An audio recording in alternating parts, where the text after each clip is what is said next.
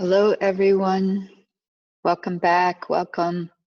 So let's begin with our meditation. Remembering to check your posture, getting as comfortable as possible while still being upright and alert. And then set a positive motivation for engaging in this class.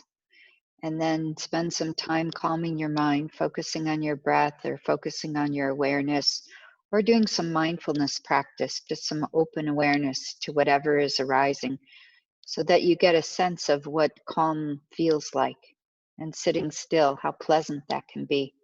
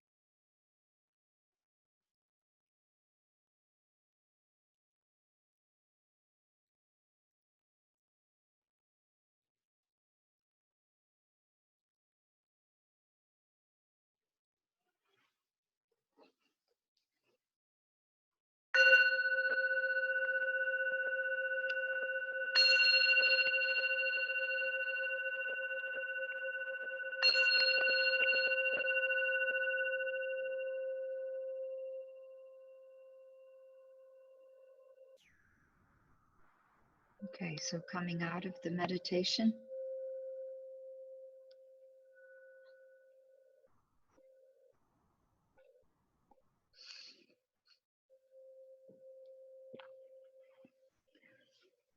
so let's do some review from yesterday. Yesterday we talked about equanimity, and we talked about two different types of equanimity. And it's interesting because equanimity is one of the four immeasurables. So it's something that we wish for others as well as for ourselves. This idea that others have a calm mind, that they are not so reactive to circumstances in their lives, that this can be really helpful to wish for others, because when we approach things with a more calm mind, we're actually better able to hear our own inner wisdom, our own what is most important or true for us is easier to hear when our minds are calm, when we're not so emotionally involved. And then we also, because then our wisdom is stronger and we have more access to our thinking abilities, because the more stressed we get, the more the part of our brain that takes over is actually the older brain, the more emotional brain, the hypothalamus. And these front processing parts, the frontal cortex, actually the blood flows away from them and they aren't as accessible to us. So if we want to be able to think clear, and in really emotional situations, that's when we really need to be able to think more clearly. And so learning to stay calm in those situations is going to be very, very important for us to function well, to be able to make decisions that benefit both ourselves and others. Yeah, so then having having a baseline, a usual way of approaching the world that is with a calm kind of even attitude becomes the foundation for when things get really difficult. We already have this baseline of calmness.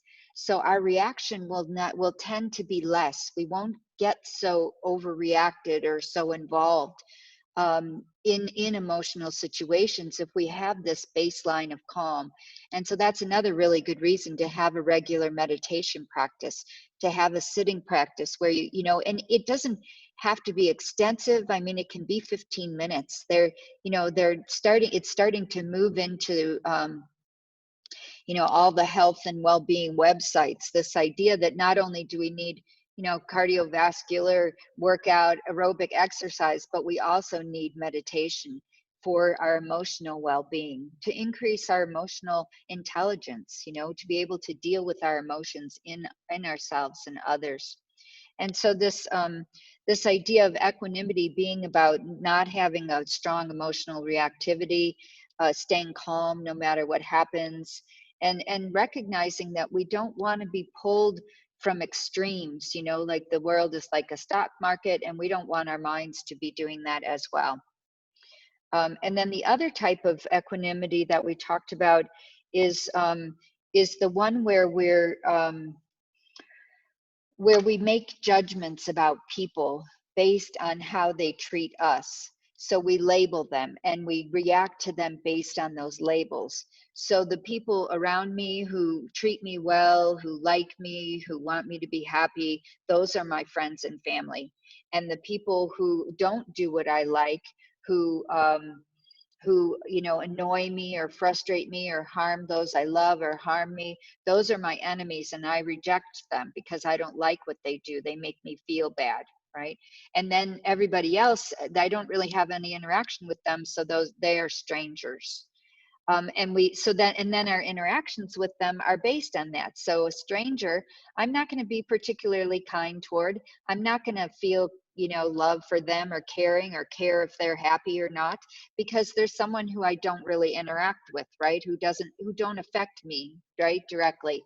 And so equanimity is about starting to see that all beings are equal, that to judge them based on that point of view from our own point of view doesn't really make a lot of sense, because from their point of view they want to be happy and don't want suffering, just like we do, that we're actually equal in this way.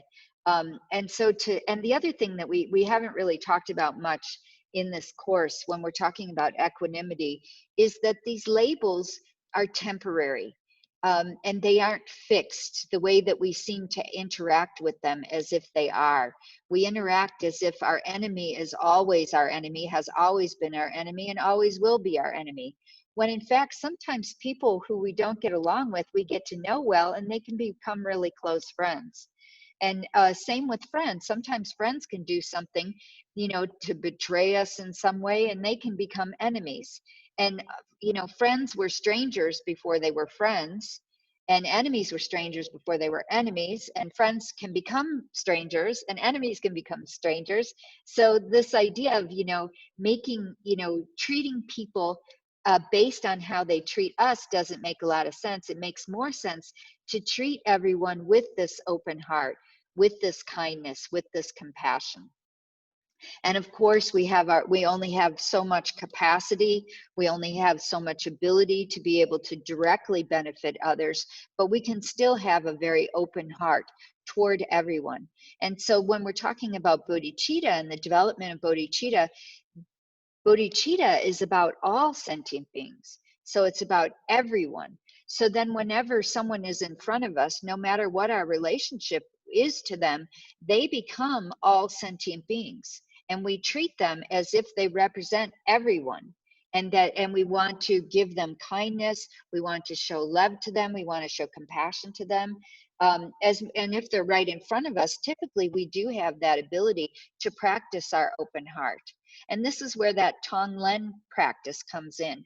Instead of our usual habits of judging and saying, oh, how should I treat you so that you'll be nice to me? Or you did, I have this anger and resentment towards you, or, any of those kinds of judgments. We automatically go into this, I love you and I want you to be happy. And how can I do that, right? And I want to take away your suffering. And again, when we're talking about love and compassion, it doesn't mean that we do whatever anybody wants, because that doesn't bring in the wisdom.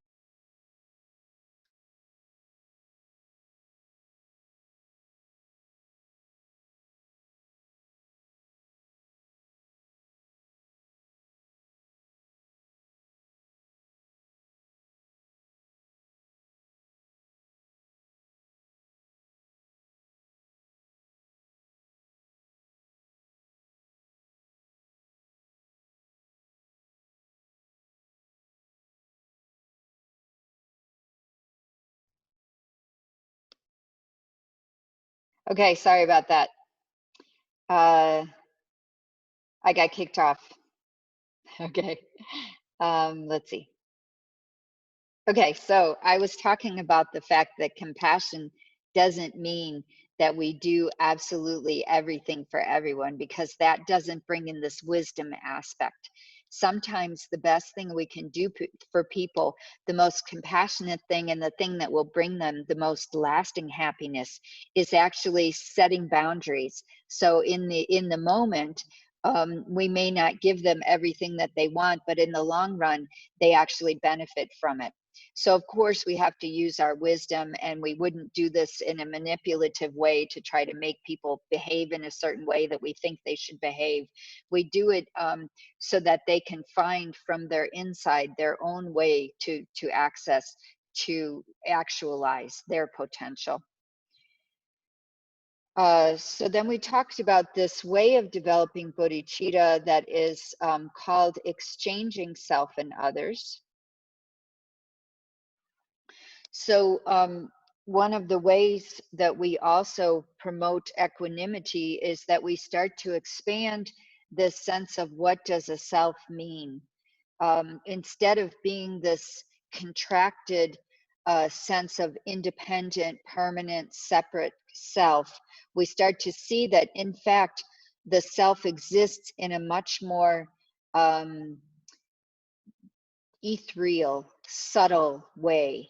And I love this. Just recently, I was watching Lama Zopa's teaching, and he was talking about the difference between how we typically view the self. So our conception of the self, which is very concrete, separate, independent, like I just said, and the way the self actually exists is very subtle and almost not there, it's the distance between the two is so much that it is as if the self doesn't exist at all, because that is the huge amount of space that is between those two conceptions, how we usually see ourselves and how our self actually exists. And when we move toward how the self actually exists, it's as if there is no self. Although there is, of course, there is. But sometimes when we're starting to get used to how the self actually exists, we have to even go, my teacher talked about going even a little to the beyond that and saying, you know, leaning in the direction of nihilism, of nothing exists, so that we can get more of a view of how things actually exist, that we can sort of balance, we go over you know, extreme in order to bring ourselves more into balance. And that's why this idea of seeing things like an illusion or like a dream, as if they're barely real, can be very powerful in terms of starting to see how things actually are. So the kindness of others has to do with opening up the sense of self and looking at the causes and conditions that go into who we are, and the fact that we are so connected to others. In order for us to exist, we have to have others. I mean, there's no way, you know, I can't make my clothes. I couldn't be here, you know. Someone made these computers. I have no idea how to make a computer. And many people made the computers. And then many people had to teach the people who made the computers. And then we're talking about all the structure, you know, of the wires and the satellites. And, you know, like, I mean, I'm talking to people on the other side of the world. And that's like a miracle, you know. If someone didn't know, you know, any of the basis of the technology, they would think it was like magic, right? And so in some ways, so are we, right? We're like magic because we don't know all the causes and conditions that go into us. And starting to see ourselves a little more in that way, instead of this, you know, absolute, I know me, and me has existed for as long as I've been alive, and I don't, you know, like this kind of thing, starting to open that up a bit can really help us. And then starting to see that other people exist in that way too, that they are not so separate from us, that they are actually a part of us as well. This close interconnection that we have is as if there are no boundaries, okay? So and it's definitely a balance, because we have to have a certain amount of boundaries in order to function, but it just like the cup exists on a conventional level. But at the same time, the cup is constantly changing and it's barely there. Same with those others, same kind of thing. So we start to equalize ourselves and others in the sense of, I'm not more important than everybody else. I somehow, yeah, this idea, and even this self, you know, like I say, oh, there's a me here. In order for me to even define a me or an I, there has to be an other. There has to be someone in comparison to. In order for me to have a conception of a self, there has to be an other. Because otherwise, what would a self be? A self wouldn't be anything. That's how language works. We define things as opposites. So then again, even my concept that, you know, this label of me as somehow separate has to requires an other to exist. So equalizing that the self and others are actually on a similar level. And then we do this exchanging self and others. Okay, I want to get to the topic of today, but I think that's enough of that. So this is how we start to treat all beings as being equal, and then we start to see that because there are more others, because I am only one person and others are infinite, that actually their happiness is more important than my happiness. And not that my happiness is nothing, but that what is more important is others. And as I start to do this, as I start to interact with in this way with others, it actually brings me happiness, because others are happy, because I am connected to others. That makes me happy. So this connection we do, this exchange of self and others. Okay. So what I want to talk about today is the benefits, first of all, of ethical discipline.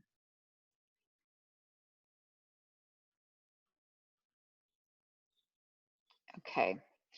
So now we're talking about, we talk about okay, we can talk about two types. Let me come back to this. I'll bring the screen back in a second. So let me do a little bit of introduction.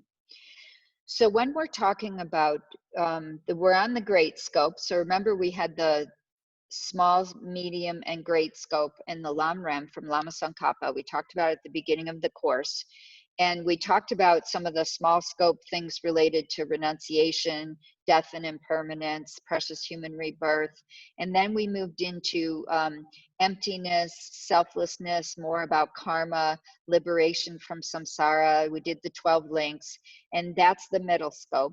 And then now we're in the great scope. We've been doing the great scope for the last 2 days when we've been talking about bodhicitta and developing full enlightenment in order to benefit all beings. So one of the things that is a part of becoming a bodhisattva, so a bodhisattva is someone who has bodhicitta and this uncontrived, spontaneous wish to become enlightened, to benefit all beings. So it's a realization in the mind. And once we have that as our motivation consistently, we become so familiar with it that it becomes what we do, for the reason we do everything. This becomes our intention. Then we're considered bodhisattvas. Another part of becoming a bodhisattva is taking on bodhisattva vows. And we'll talk about vows in a couple of screens. But what engaging bodhisattvas, so one can have the aspiration, one can have the wish, and then one can start acting as a bodhisattva. And that has to do with the six paramitas, or the 6 perfections, they call it. And one of the 6 perfections, so the 6 perfections are, I didn't write them down here. They're on the sheet that we gave you on the first day of class. We gave you a file, and it's on there, the 6 perfections. They're also called paramitas. So they start with generosity, and then they move into ethical discipline, and then patience, which we already talked about in terms of anger, and then joyous effort, and then concentration, which you've already been working on in your meditation, and then wisdom. Okay. Oh, thank you. Felipe shared the file again. Okay, so the 6 paramitas are on there. And we've talked about most of them, but I wanted to talk a little bit more on the ethics, the ethics part. So basically, ethics in Buddhism is not some absolute like 10 commandments kind of thing, and it's not laws. It's more of guidelines. So the things that the Buddha said, okay, you don't have access to all the to be able to know all the possible causes and conditions that go into any particular action. So you can't necessarily know whether every single one of your actions is going to create positive karma or not.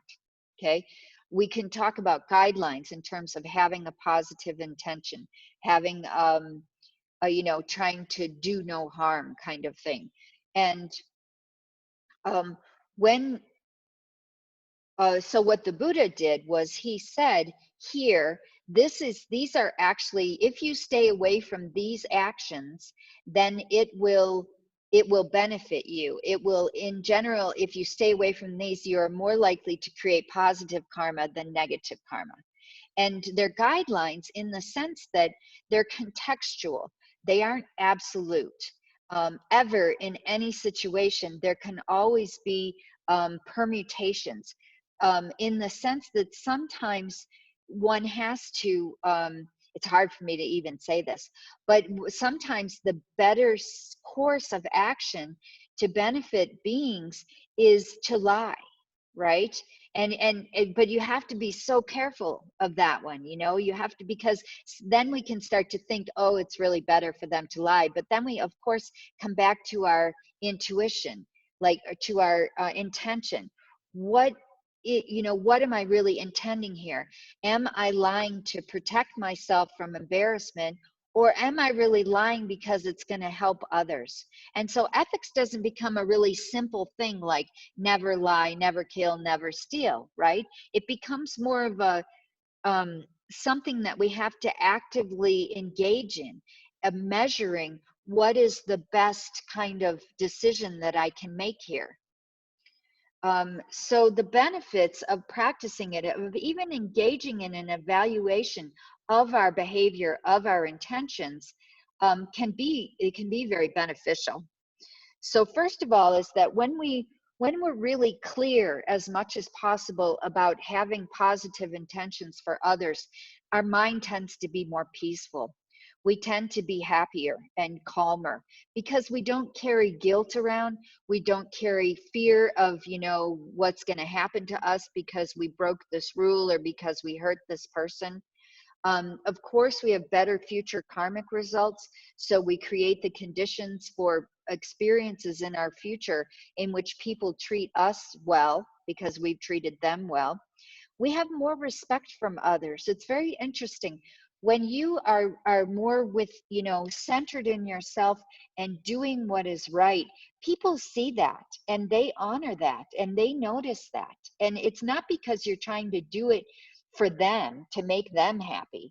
You're doing it because you know it's what's the right thing for you to do. Okay, so you get more respect from others. And as a result, when we work on our ethical discipline, we have fewer bad habits, which actually brings more resources. You know, it's really interesting when we start to like be generous with our money and want to not spend so much on ourselves, we end up having more money. Well, you know, we end up, when we spend all this money on things that we think we need, you know, then we end up having less money. It's so interesting to me. It wasn't until I became a nun that I actually had a savings account. You know, like when I was a layperson, I never could save money. It was constantly going and going and going. And then I become this Buddhist practitioner, and I'm like, I have money now. It's so strange. It's so strange to me because I was working, you know, full time, 2 jobs, you know. I mean, it's crazy. I don't understand it. Well, I do actually. It's more about karma than it is about a paycheck. But okay, so what are those 10 non-virtues that the Buddha recommended that we stay away from? So we've got 3 of body, 4 of speech, and 3 of mind. So the other link that I would like Felipe to put up is if you can link the introduction to Buddhism texts that on Tushida's website. Okay, because within there's a lot of good information. If you didn't get this link at the beginning of the last class, you know, the first 2 weeks, it's got a copy of that Wheel of Life. It's got information about shamatha and so forth, but it also has the listing of these 10 non-virtues.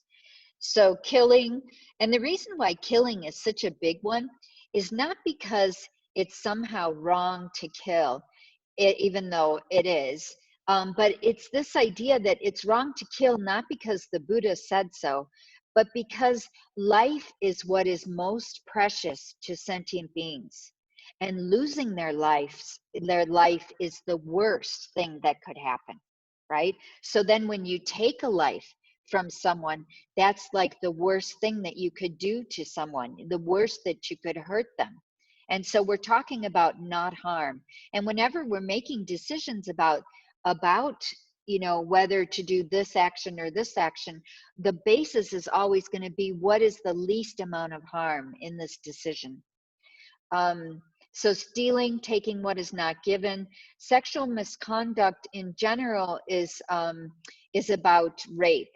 So forcing someone to, you know, hurting someone with your sexuality. It also includes, I was taught about adultery also being part of sexual misconduct, in particular when you have an agreement with someone that you are not going to have sex with anyone else, right? And then you go out and have sex with someone else. So sort of that betrayal of that commitment or that promise. And that's also very hurtful, okay? Yeah. So those are the main ones for that. Lying. I had a great teacher who was very few on words. He was a Rinpoche, and he was, you know, he was just amazing teacher. Chödrön Rinpoche, if you're familiar with him, he's passed on now. But he talked about, he said, speaking in a way that is not in line with the facts. That was his how he talked about lying, speaking in a way that is not in line with the facts. And then honesty, the opposite, is becoming, you know, speaking with transparency and fairness. So each one of these, there's so much that we could go into in ethical, you know, and virtues. And it's really amazing, because the opposite of the 10 non-virtues, we can talk about refraining from the 10 non-virtues, so not doing the thing. We can talk about engaging in the opposite, okay? So instead of killing, then we preserve life. So we protect things that are going to be killed. Like we have a practice in California where the nuns will go to bait shops and buy up all the worms, okay, that are going to be used in fishing. So you use worms in fishing if you're not familiar with that. Worms are a type of bait that get put on a hook and then thrown in the water to attract and kill fish. So they would buy up these worms and they would say lots of mantras, and then they would bury them in, you know, nice soil so they could live out the rest of their lives instead of being killed on hooks. So this protecting life, it is the opposite.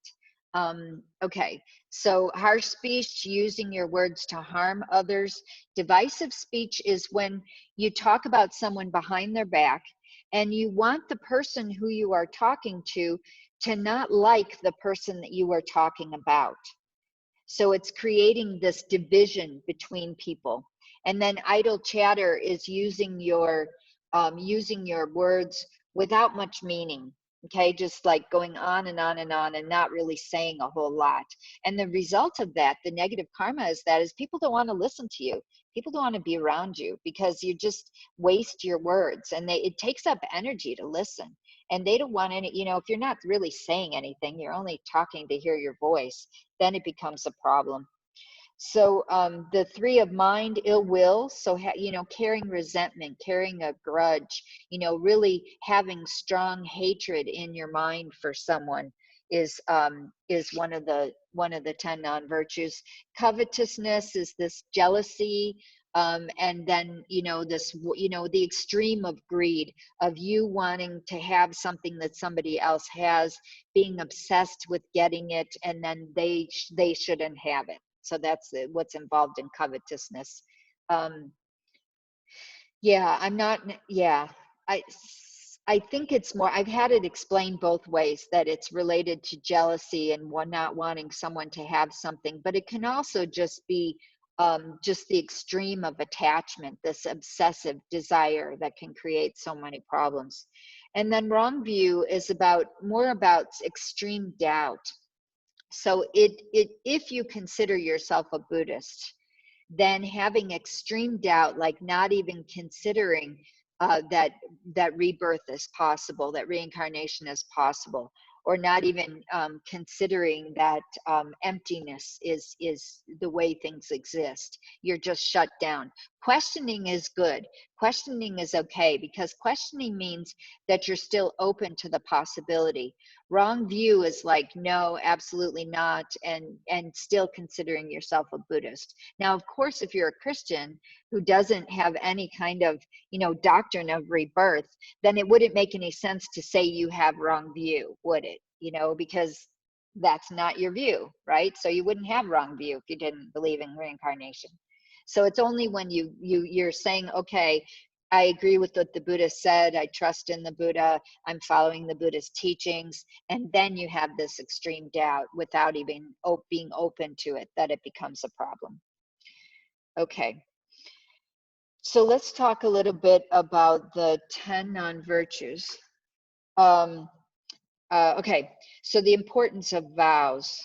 So what is a vow? A vow is a deeper aspect of ethical discipline. So I have a definition here.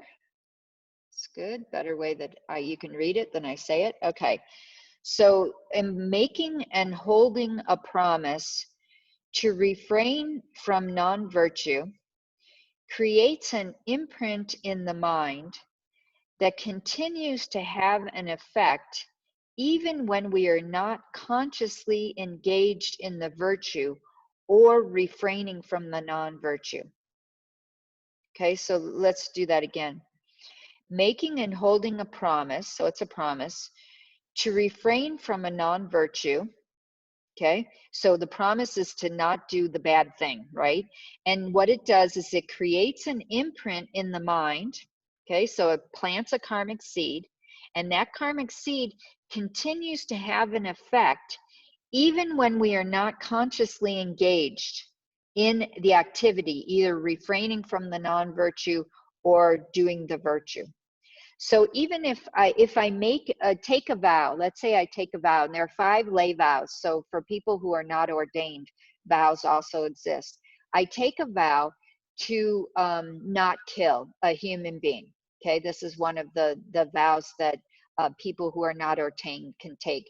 We make a promise, for the rest of my life, I will never kill a human being. Okay, so then even if I don't ever for the rest of my life have the opportunity to kill a human being, I still have that imprint on my mind that is the ethical imprint of, if I ever get the opportunity, I will never kill a human being. And that's a very powerful intention that exists in our mind that continues to have an effect, that continues to be like the positive soil in our minds for all our other virtuous seeds to ripen. Okay, and it's also a very powerful antidote to if we have killed in the past. Now taking a vow not to ever kill again for the rest of my life becomes a very powerful positive imprint in our minds, positive aura or sense in our minds that is related to this ethics. And then when we talk about bodhisattva vows, so bodhisattva vows have to do with this promise that we are going to become enlightened in order to benefit all beings. And so taking the bodhisattva vows then takes it even further than not harming. Now we're saying, okay, not only am I not going to harm for the rest of my life, but I am going to benefit. I am going to work for myself to become the best person that I can be. And every opportunity that I have to benefit others, I'm going to do that. And benefit them in a way that is going to bring them lasting happiness, not just temporary happiness. And sometimes they need temporary happiness in order to find lasting happiness. So we recognize that too. That's the wisdom part that comes in. Okay, so that's the sense of vows being very powerful. And there's something called precepts, which we can take vows for 24 hours. That are very nice. If you've been to Tushita before, you've probably had that experience of taking these 24-hour vows. And we can take refuge vows where we make Buddhism our path, and we decide that for the rest of our lives we're going to trust this particular path. And we'll talk about refuge more tomorrow. Okay, so I think that's all I want to talk about vows for now.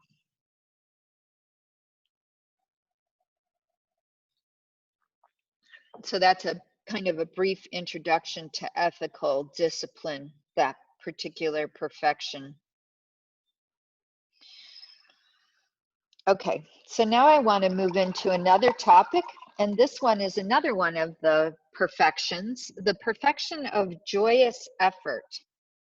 Oh, no, sorry, not yet. Well, I do want to introduce one more thing related to ethics. I forgot about that. Okay. So I'll let you look at this screen for a little bit. first.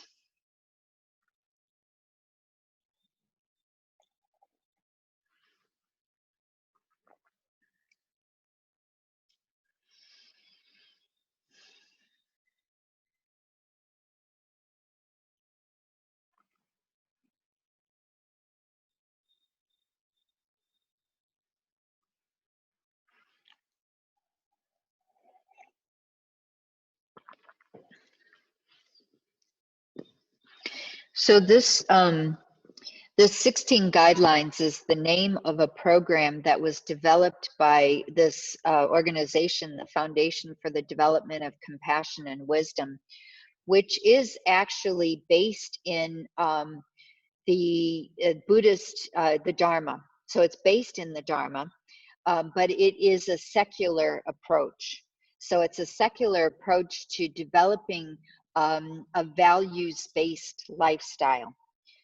So there's this really good form of psychotherapy that I studied when I was actually studying Buddhism. It's called acceptance and commitment therapy, ACT or ACT. I think they call it ACT. I don't think they call it the ACT, but it's acceptance and commitment therapy. And one of the really important parts of this therapy, and this also, Stephen Covey talks about this when he's talking about his 7 habits of highly effective people, is this sense of having an awareness of what our values are in our life, and how do we bring those values into our lives, and how do we focus on them, and how do we, he calls it, Stephen Covey calls it sharpening the saw. So becoming more effective in our lives, in our relationships, in our relation to the world, you know, having this sense of who am I, what is important to me, and what do I believe in. And so this whole program takes each one of these values, delight, humility, contentment, patience, all of these, and has you, you know, contemplate it, meditate on it, act on it in the sense of finding ways in your life to start to actualize this. And it has definitions for each one of these. And there, if you go to this, I think it's FDCW, no, it's it's compassionandwisdom.org is the website. And they have courses on this that you can take. And I've been doing one online for the last week. And a little bit this week, where you can start to bring these values into your life. And for each one of them, they have a role model. So for patience, this, you know, this not anger, they have His Holiness. For humility, they have Helen Keller. If you know who Helen Keller was, she was blind and deaf, and yet ended up going to college. She was pretty amazing. Delight is like rejoicing. So this is another way in which we can start to practice ethical development in our lives that actually takes it deeper than the 10 non-virtues. Okay, so how do we enact this, right? How do we practice the Dharma in our lives? How do we get out of these habits that we have that are so difficult to break? Because we do have these habits, and traditionally in Buddhism, it was called laziness, okay? So they had these 3 types of laziness, and we're gonna do some meditation on this one, so you'll have some time to contemplate it. So procrastination is putting off what you can do today until tomorrow. So putting it off, putting it off, putting it off, thinking you have all the time in the world to practice, all the time in the world to learn how to meditate, all the time in the world to study, when in fact we have a precious human life and it is very limited. We don't know when it's going to end. So it becomes very important that we use our lives. We start turning our minds now, right? So instead of doing procrastination. The second one is attachment to useless activities. So things like watching TV, sitting around in coffee shops with our friends for hours and hours. What are some other video games? Can be useless activities depending on how much time you do it, right? Wasting time. It's usually about wasting time. So it's really about like, what are our priorities? You know, how are we actually using our time? And it's difficult because, you know, even now, many of us are stuck at home. And, you know, what are we doing with our time? Now, luckily right now you're sitting here and doing this class, and this is a very valuable activity. So you're good right now, right? But we also, you know, we have a lot of time, and yet we have this tendency to go back to our old habits of thinking, oh, well, I'm on vacation, I can just lay around all day, right? And that may, you know, but then it's going to end. Like already they're talking about lifting the lockdown and when that's going to happen, and, you know, opening certain sectors, and we'll be able to go back to work and things like this. And then the last one is discouragement. So really believing that you can't do it without even trying. You know, like we already, before we even attempt something, we think, well, I can't do it anyway.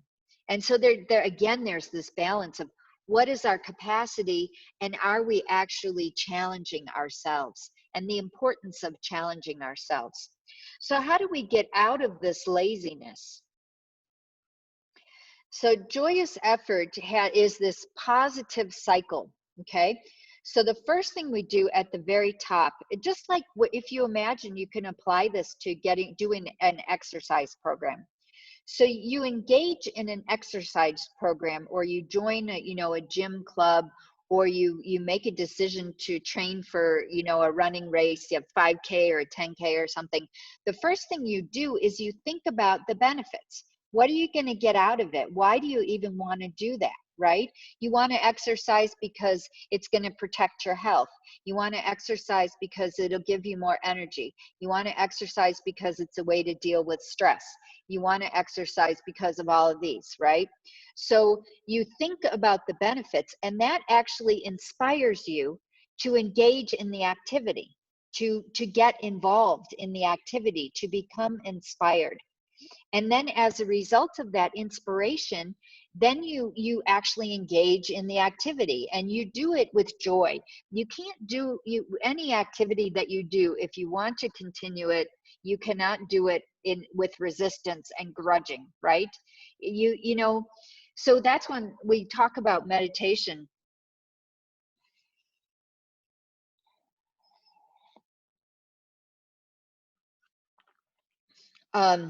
We try to stop our meditation. So we'll sit in a session, and you either use a timer, or we stop when our meditation is going really well, because we want to have a good feeling when we finish our meditation, because that will then bring us back to the cushion.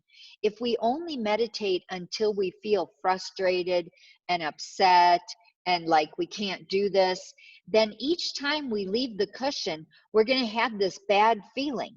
So that's part of the joy. And then whenever we do any kind of, you know, Dharma practice, or, you know, engaging in, you know, like trying to practice Tonglen with others, or any kind of Dharma activity, then we rejoice. You know, I did it. You know, I did something.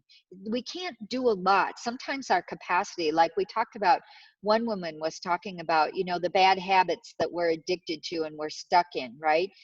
If we can then, when we do even 5 minutes, you know, we turn off the computer for 5 minutes and we just sit mindfully, you know, just whatever, you know, just sitting still for 5 minutes. That's amazing. That's a beginning, you know, and then we rejoice in that, and we actually generate a good feeling because we did the activity. Because we spend a lot of time with this laziness, we spend a lot of time putting ourselves down for not doing what we should be doing, right? And that is a really, like, putting ourselves down is a very, like, suppresses our energy. You know, it really puts us down. And we spend all this time, you know, engaging in activities, and at the same time feeling bad that we're doing it, which keeps us feeling bad, which never inspires us in any way. So the slightest amount of positive, even if you're like watching something, or, you know, doing some useless activity, you're playing the games, but you recognize that this is not really making me happy. This is really temporary happiness. Then that becomes a move toward rejoicing. It becomes a basis of rejoicing because you have started to recognize that maybe this is a useless activity and maybe you could be using your time differently. And then it becomes joyful instead of, you know, oppressive and blaming and judging and putting yourself down. And, you know, because then you feel bad and then you use your addiction to escape even more. And then you feel bad and you use your addiction to escape that, and you feel bad, and you know, it's like it's like the reverse of this, right? So then after practicing a little bit, we start to experience the results. We have more joy, we have more calmness, we see that we can focus better. With exercise, maybe we start to feel stronger. Maybe we don't, you know, we don't lose our breath so much when we're climbing stairs. So we start to experience the results, and that brings about the positive benefits again. So we start to actually experience the benefits, and that allows us to become then inspired again. And then we practice joyous effort again. We start to experience more results. So this cycle goes around and around and around. Okay. And even if, you know, like say that you're, you know, you're in bed and it's cold where you are, and it's really hard to get out of bed because it's really warm underneath your covers, but you promised yourself you're going to get up early to do your meditation.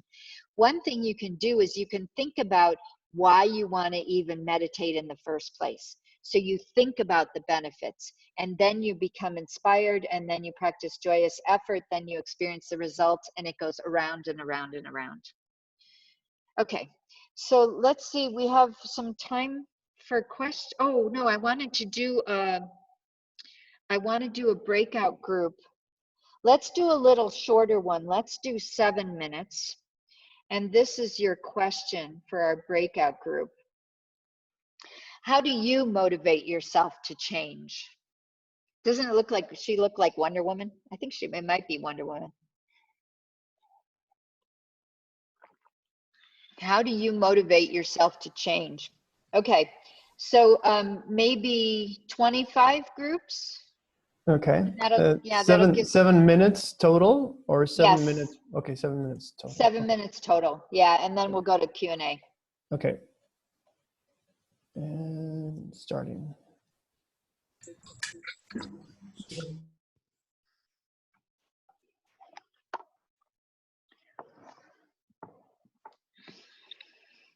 Hello.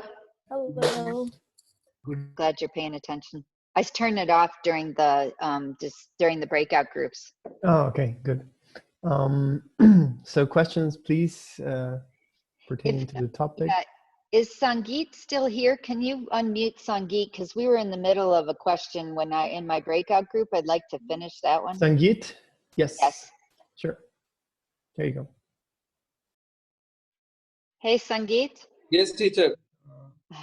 Did you get your question answered? Yeah, I was just at that time. I was just want to know that just to told that we can divide the motivation externally as well as internally. Yeah, and I guess So I was wanting how to. can we? Why would you want to divide them in between into those two? Because sometimes external motivation, there are different factors which motivates externally, like when you are facing any competition, or when you are facing any situations where you have to excel. Such type of activities generally gives you a trigger or external motivates you from your environment. Okay. And internal motivation when you feel, when you're when you do something and you feels good, or when you have a positive emotions generated out of it. So I see. for me, I want to know that it may be externally or internally, but whatever stimulus we are getting, it generally originates from our mind only. Is it so? Yes, I do think that it's our reaction to our external circumstances that ends up motivating us, because motivation is internal.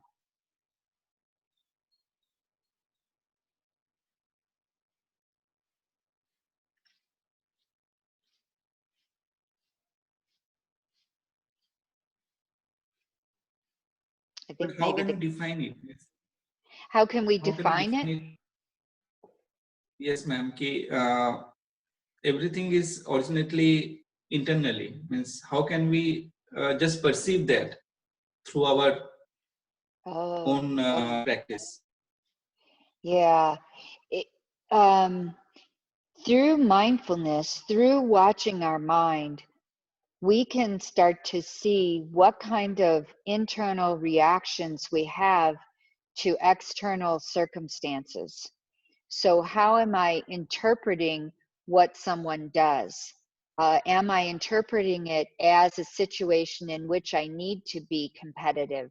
Or am I interpreting it in terms of a situation where I can be kind to myself and take care of my needs and my family and so forth? And this then becomes, we're shifting it from being about someone else to about being how we're reacting to that situation and what is important to us. So I think that the best way is to start to try out different points of view of that external situation. We can interpret it in one way, saying it's where I have to be competitive or where I'm failing, or we can interpret it in another way and see where it's an opportunity for me to, be a better person, like this. So it's different ways of looking at the same situation. And that helps us get in touch with our own internal intention.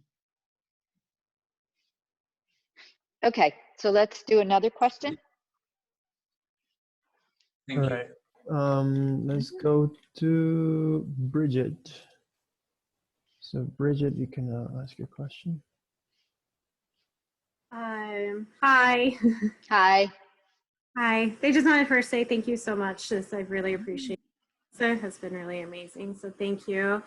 My question is around just clarity around attachment. Like from my understanding that part of the path is being able to look at not having attachment to people or to things, or watching the suffering that arises with attachment. And I guess from the perspective of having a parent that is in the process of passing away or passes away, of the grief that comes with that attachment, that absolutely, suffering does arise from that level of attachment. So I get confused around how do we practice that, or what do we do with that when, the goal of having that loving kind of secure attachment, and then the suffering that feels very natural that arises from the loss of someone like a mother. Okay. So the natural sadness that arises from the loss of someone who you love and you care about, who you don't want to suffer, that's not a bad thing. Okay. Mm-hmm. It's when we, attachment in Buddhism has more to do with believing that that they are the source of our ultimate happiness. This Mm-hmm. idea that I am that when this person passes away, I will never be happy again. So it's a question of degree, isn't it? When we are over attached, more of an obsessive, kind of thing, then that creates a lot more suffering. So I think we do need to make a distinction between a natural kind of missing someone that's going to happen, and this this this attachment that creates an extreme reaction that's very, very Mm-hmm. difficult to get over. Yeah. And one way we work with that is we practice impermanence, right? Life and death are parts, death is a part of life. And we practice letting go and imagining when that person isn't with us in the future. because that's the reality, not because we want them to die, but because that's the reality, is that we're going to have to live without them. So what would it be like to have them not be in our lives? And what we actually find is that we celebrate what we did have with them. And we actually have a lot of joy about having had that relationship, because now it's over. So we don't take it for granted anymore. Okay. Yeah. Thank you so much. That's really helpful. Thank you. Good. One more. Okay, I'll go to Ginger. 1 second. There we go. Hello, good to see Hi. you. You too. I'm still trying to find this way through the teachings around how to respond to burnout, and I guess my question is around, how to initiate joyous effort, after exhaustion and laziness becomes a pattern, and how to generate that thinking about the benefits in a way that's motivating, without it becoming like a self-recrimination, and when there is authentic exhaustion as well. So Yeah. where's the It's practice? funny. Yeah, that's funny, because I'm really working with that myself. Because I interpreted my need for rest as laziness for a long time. I really, and I would perpetuate my my addiction to resting, because I was calling it laziness and putting myself down for being lazy. And so now trying to figure out what can I do that is restful and still be practice? And how can I give myself permission to rest when I need it?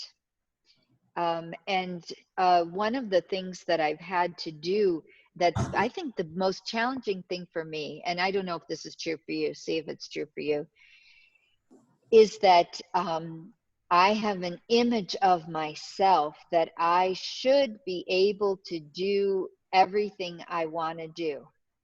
And I should be able to do all the things that everybody else is doing. And if I can't, it's somehow I'm not okay. There's a reflection on me that it's like my ego gets involved, of like, I'm not okay unless I can do what everybody else can do. And sort of bounce back really easily. And yet what I'm finding is that I take longer to bounce back. I take more rest. I sometimes need, like on Saturday and Sunday between these courses, I've had to take all day Saturday and not do much of anything, just kind of lay around and relax. And then I feel energized again on Sunday to be able to re-engage and do my practice. And so it's this, it's this acceptance of my limits, that and trying, and the more that I am accepting of where I am, the more energy I have to then engage in practice again. Because I'm not putting myself down for the rest that I actually need. Because that extra layer of blaming myself for not being someone that I'm not takes up more energy, which makes me less able to then re-engage. Yeah, it feels like it's like that ego dance of like, I aspire to be so great, but then I fail. So then that's the other side of ego, is all of the judgment and stuff. So it can prolong that rest because it's not really restful. It's just a lot of negative thinking. Yeah, exactly. So allowing yourself to rest as much as you need, and then recognizing when you don't feel tired anymore, and you can re-engage at whatever level you can re-engage. Yeah. Okay, thank you. Yeah, sure. Good luck. Thanks. Okay, let's do some meditation. Right. So let's go back into a comfortable position, everyone. Bring up your posture again. Let your body be nice and stable.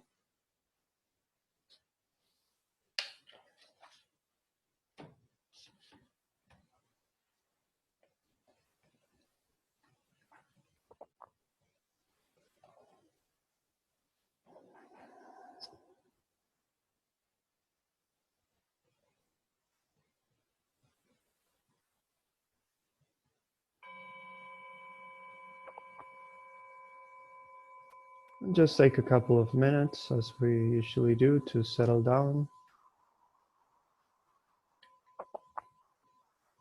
Bringing the attention mostly to the space of the body, allowing any tension, any tightness to be dissolved. Taking in deep breaths in order to calm yourself down, to relax and let go of any agitation, of any worries or concerns.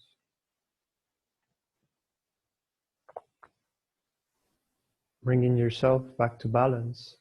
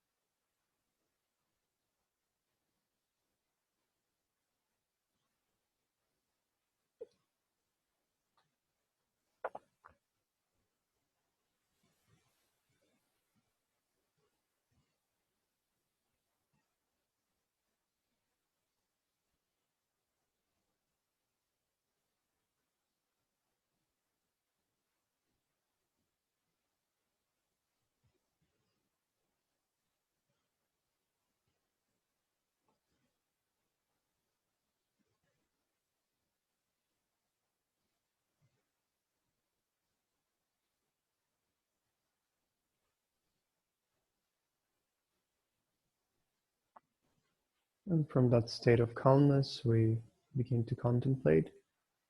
So for this meditation and joyous effort, try to bring up examples and experiences from your own life, make it personal, and really check if you do engage in these behaviors.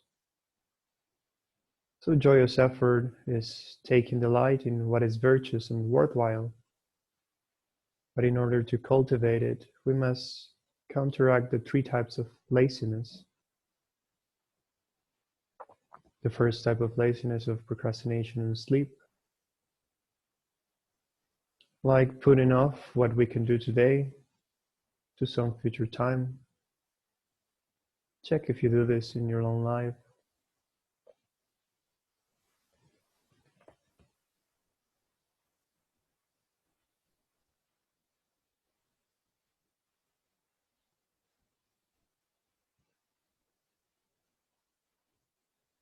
Perhaps sleeping more than our body needs.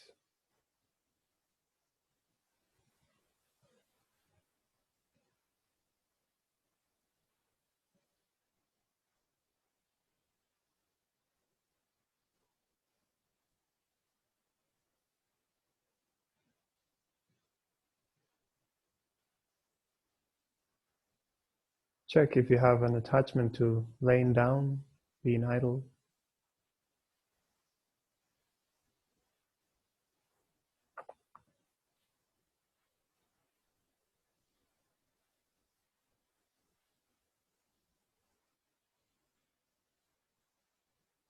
Or perhaps your attachment lies in useless activities,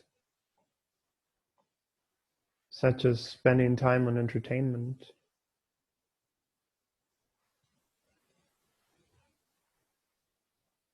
How much of your day do you spend in an activity like that?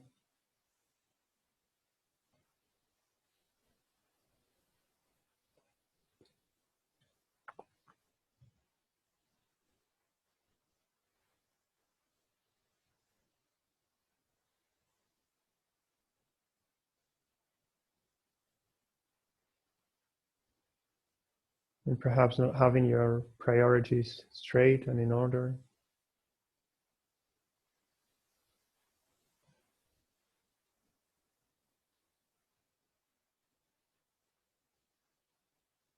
Which leads you to being busy with unimportant activities.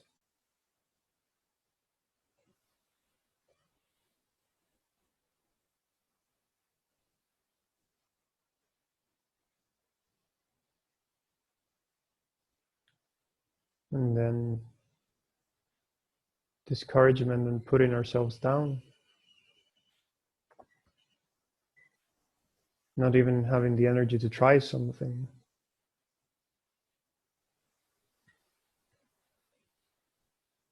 Giving up before we even try.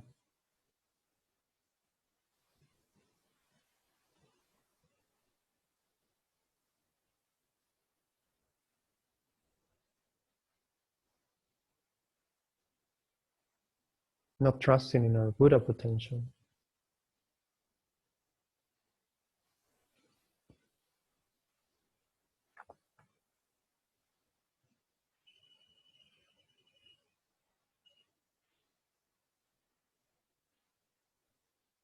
So try to get a sense of how much time you spend on these lazy activities.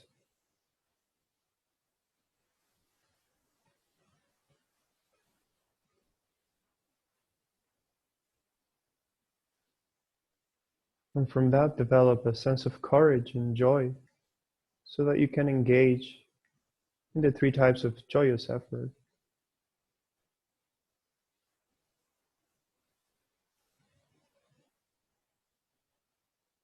The first one being withstanding discomfort to work for others' welfare.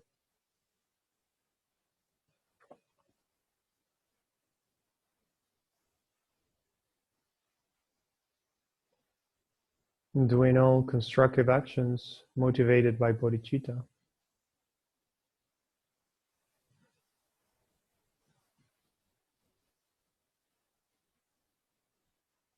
And third, working for the benefit of others.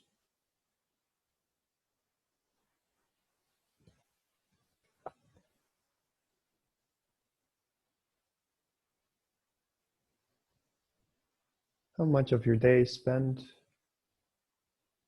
doing activities with this sense of joyous effort?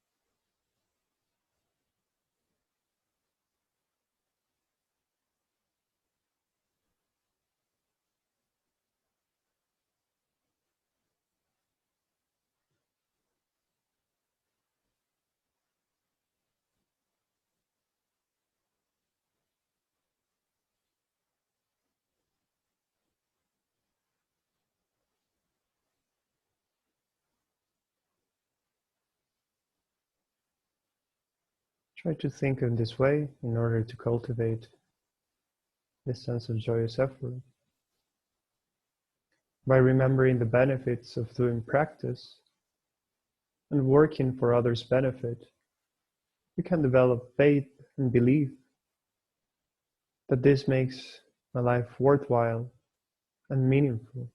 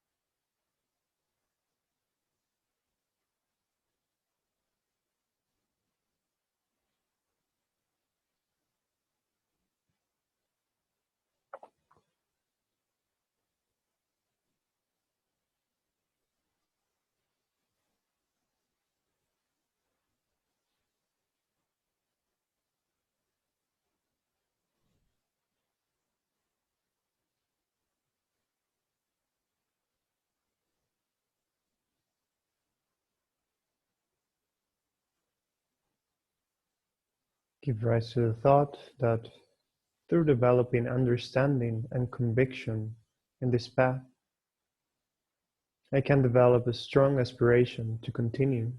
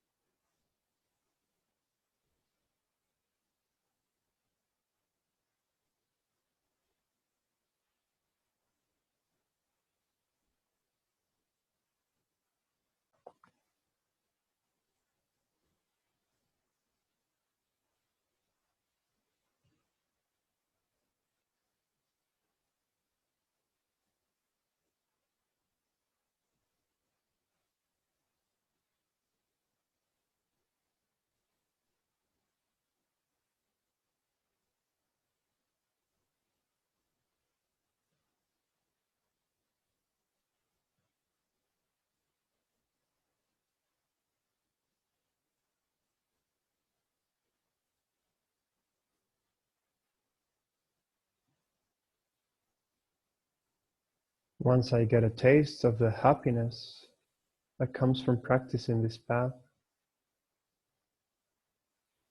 I will develop the wish to attain the goals I'm working toward.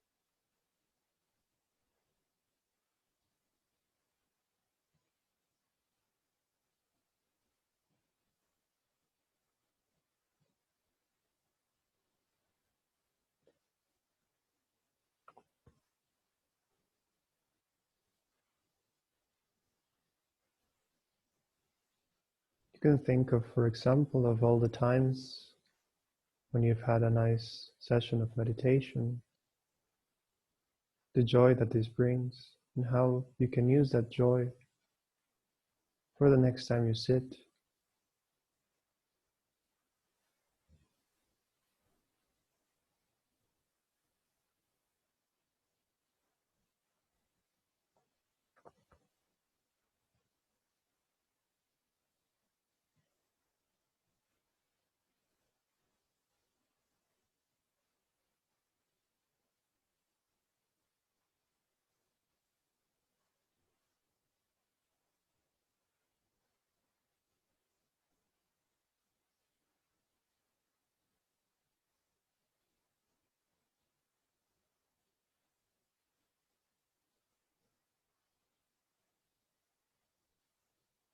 And having clarity about the goals and an honest wish to make these changes in my mind will inspire a steady, strong practice in my life.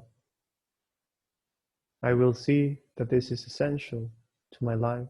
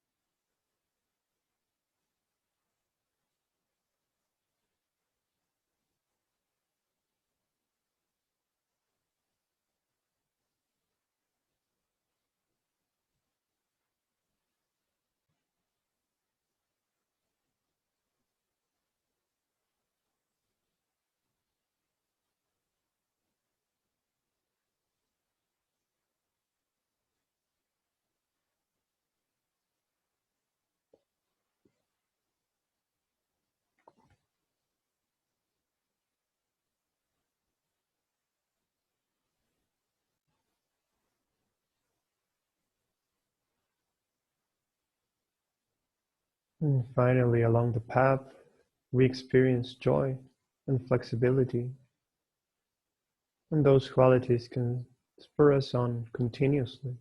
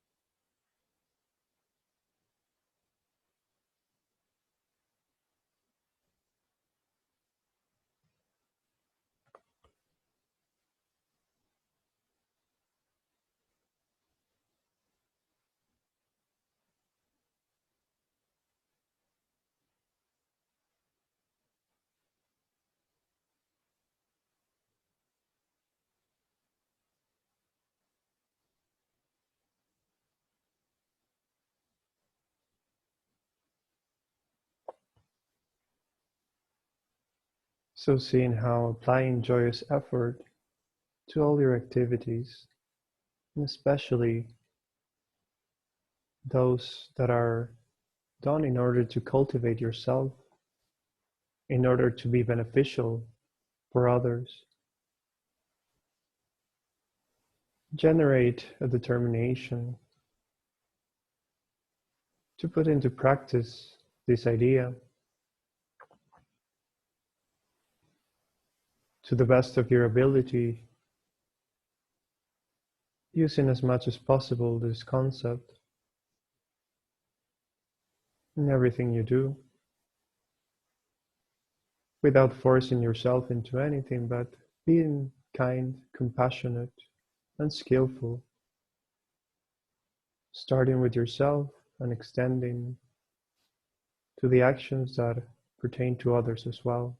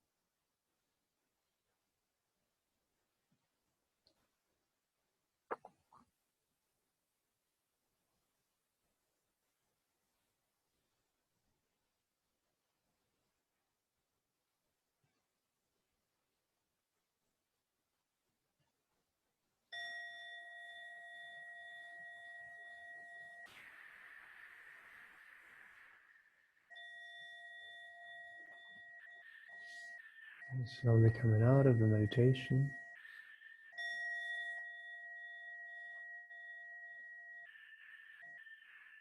let's go into the medication.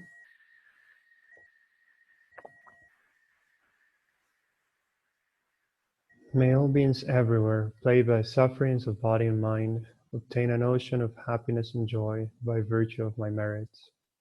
May no living creature suffer, commit evil, or ever fall ill. May no one be afraid or belittled, with a mind weighed down by depression. May the blind see forms and the deaf hear sounds. May those whose bodies are worn with toil be restored and find repose. May the naked find clothing, the hungry find food. May the thirsty find water and delicious drinks. May the poor find wealth, those weak with sorrow find joy. May the forlorn find hope, constant happiness, and prosperity. May there be timely rains and bountiful harvests. May all medicines be effective and wholesome prayers bear fruit. May all who are sick and ill quickly be free from their ailments. Whatever diseases are in the world, may they never occur again. May the frightened cease to be afraid, and those bound be freed. May the powerless find power, and may people think of benefiting each other. For as long as space remains, for as long as sentient beings remain, until then may I too remain, to dispel the miseries of the world.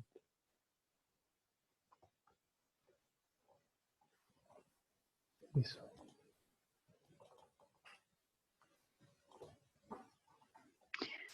Okay, thank you very much, everybody, and we'll see you tomorrow. Bye. Bye.